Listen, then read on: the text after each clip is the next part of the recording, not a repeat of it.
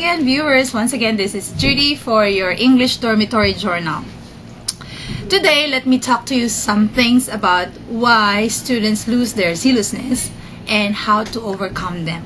Okay, so let's face it, folks. Most students come here with high expectations. They have high spirits. They really want to learn the language by heart. But you know, as times pass by, the reality of learning kicks in. Some priorities are mixed up and their time mismanaged. So their learners' will to succeed becomes really vague. Why all these things happen? So let us take a look at some thoughts today, and you should check whether you are also experiencing these things. Firstly, they set too high expectations. As a result, they also set themselves into a high disappointment or great disappointment. Yeah, I know targets and goals are really important, but this goal should be very measurable and very achievable. Say, for example, you're gonna set 10 idioms a day. You're gonna use that, and at the end of the day, you can check if you have already accomplished those tasks. In writing, you may want to write 3 essays a week with 250 words or more. Later on, you can increase that for more words. Likewise, in listening, you can watch a movie and check how much you understand from the text or from the film whenever you watch it. Also, in reading, you can time yourself. So measure how fast and how precise do you read.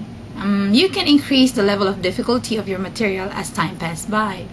By these practical examples, you can measure and you can quantify how much level of success you have come or you have reached.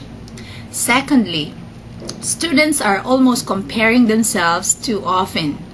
There is no point in doing so because each student has their own way and own capacity to learn. We can never compare apples to oranges. So instead of comparing, how about sharing your ideas on how to effectively learn? And later on, you can choose the best way for you. I could only say that you should compare yourself to your old self. And you can ask this question, am I better this week than last week?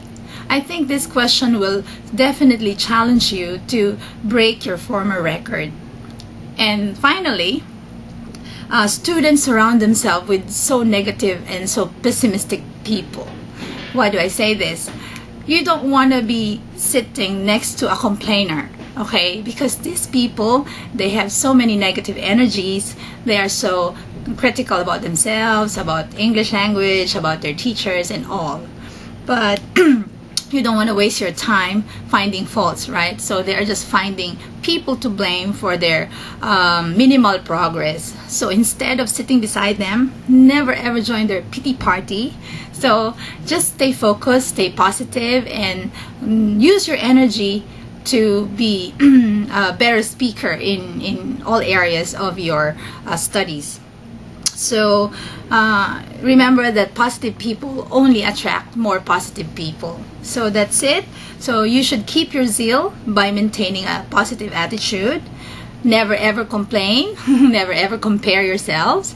And you should surround yourself with cheerful people so that your English skills will be developing sooner than you have expected.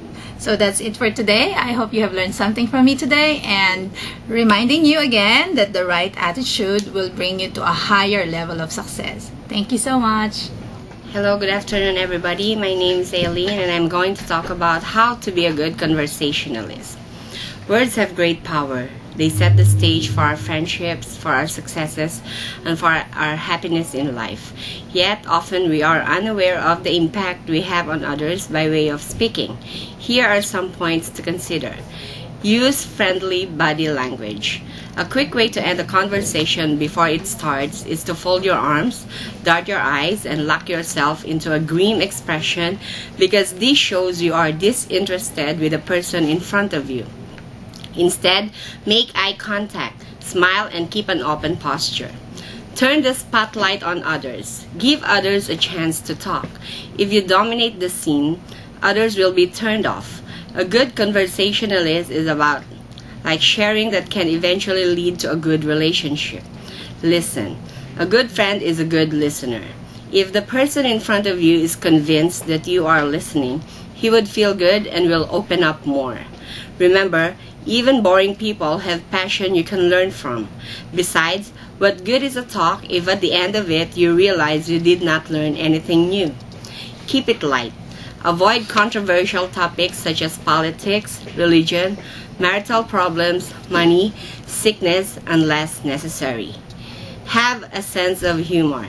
Even the most gracious and considerate people sometimes say stupid, offensive, or insensitive things. Maybe they are just unaware.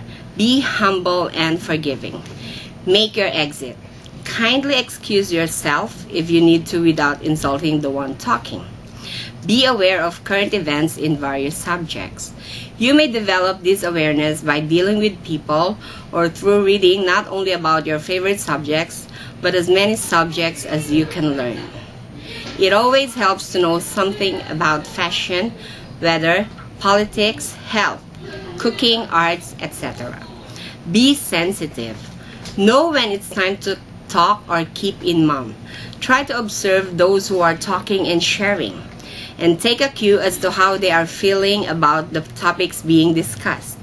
Based on this, you may react or follow through the conversation accordingly without being offensive. Be genuinely interested in what other people have to say. Be truly grateful for the time and stories shared by others with you. Once again, thank you for listening, and this is Aileen from English Talk. Love is here, it's time to